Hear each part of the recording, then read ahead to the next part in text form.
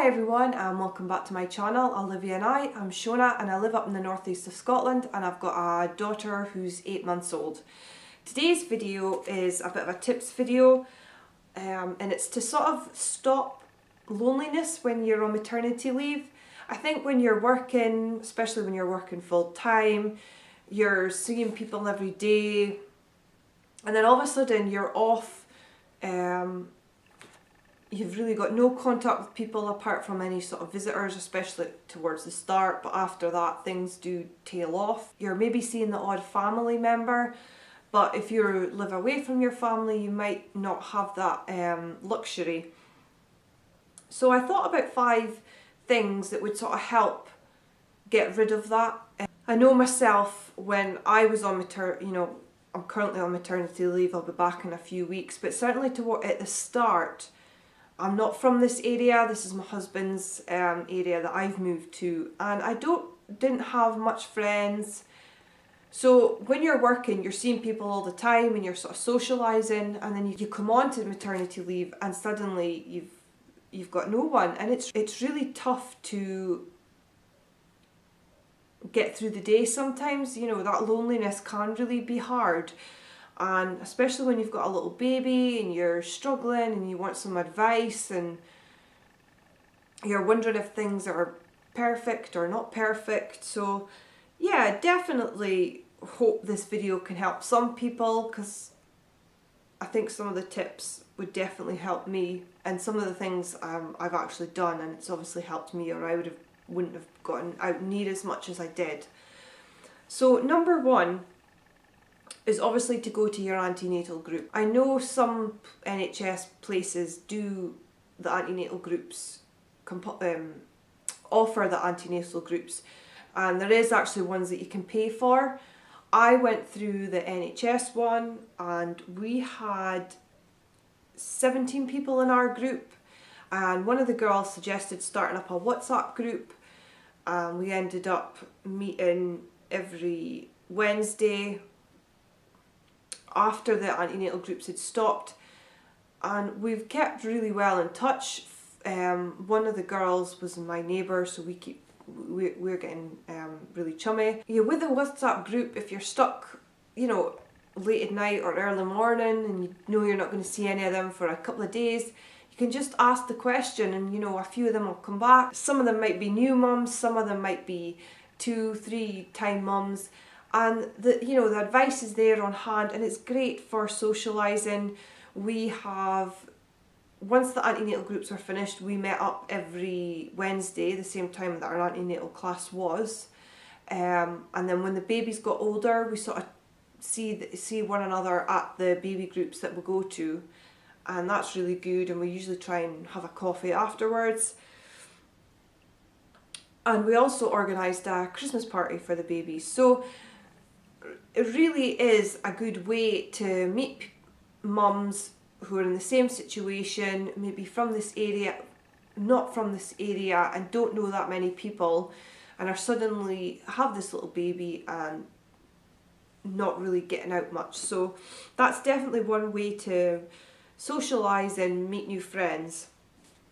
Number 2 is obviously going to baby groups. We're really fortunate that we have about 5 baby groups in this sort of like local area within about 5-10 miles. So I go to about 3 a week, and it's really good to meet other people. Obviously, as I say, I meet some of the antenatal girls that I've met, but out with that I'm also meeting other mums and other babies, and definitely socialising there. And obviously there some of these places are in halls and they do coffees and teas, and you can speak to the other mums and let the babies play. And it's just a great way to get out the house, because as I say, if you're not going to go out to these baby groups, you're going to be stuck in the house and feel like the four walls are closing in on you. So it's good to get out and socialise and see other people, and it's good for the babies too to see other babies, and obviously once they come of an age to start playing with other babies, so definitely good for them. The third one is sort of getting in touch with your neighbours. if you've just moved to the area or you've maybe not spoken to them before, but you know some of them are parents as well, then it's a great way to, you know, speak and get in town with them and chummy, and you just never know what sort of friendships can be built on that. Obviously, a great way to do that, to speak to your neighbours, is if you're out walking the pram, just have a walk about, and if you see them, try and catch their eye. Don't be shy, because you might find that your neighbour is exactly the same position. They've maybe just got a new baby or a baby of a similar age and don't really know too much people and are looking for some mums to strike up a friendship. So definitely try and get in town with any neighbours who are maybe parents too, and that's definitely a way to get out the house. Fourth one, even just to help loneliness, is getting out a walk. Try to, if it's a nice day, get out for 15-20 minutes, even just a few times around the block, get a bit of fresh air, kind of clear your mind. You know, if you've had a stressful time, if the baby's not sleeping, try and just maybe get a wee walk, and that'll maybe just make you feel a bit better, and you'll maybe sort of, as I say, meet other people or meet other parents. Even if you're sort of near a park or that, you just don't know what a walk might bring, even if it's just to sort of clear your head a bit. And the last one is to get up and get showered. I know myself, I felt like I achieved a lot, even if it was just getting up, getting showered, maybe putting on a bit of makeup, tidying up the house, and sort of thinking, well, actually, you know, that's a good way to sort of pass the time, get through another day, and it does make you feel that bit better. When you look good, you feel good. So if you're going to be in your pyjamas till 3 o'clock in the afternoon, and there's nothing wrong with that, please don't think that, because I did that a lot of days, you know, where you just don't want to get dressed and you've no energy and you're tired and you're feeding a baby all the time.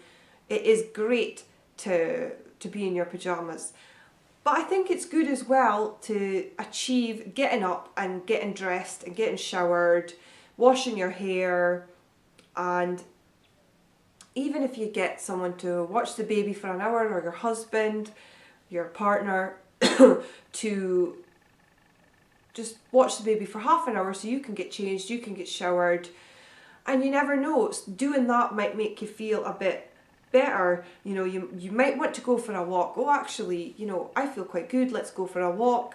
You know, you might meet some people on your walk, and it all just sort of like, well, actually, I could go to that baby group. I wasn't, you know, don't feel too shy to go to baby groups, because you'll probably find that all of the mums there are in exactly the same position. You know, they're going there, they maybe don't know people, and they're just wanting to get friendly with other mums, to get the advice, and meet up with sort of similar minded people who are going through the same thing. So yeah, just getting up, getting showered, you might find that that'll be able to help you with steps 1 to 4, getting a walk, meeting neighbours, going to baby groups, and meeting some of your antenatal group that you might have gone to, that maybe you're, oh, will I talk to them? Yeah, give them a text and see what like, and you might find that they'll respond, and you can catch up and share your tales of babies. So that's my 5 tips on sort of getting rid of loneliness when you're on maternity leave. Just something that came to mind. You don't have to take it literally, but if you like this video, give it a thumbs up, and if you want any more of these videos, then comment below and I'll try and do some. And if you're new to this channel, I would love you to subscribe. Just click subscribe, and you'll get all my videos. At the moment, I upload on a Tuesday and a Friday. See you later. Bye.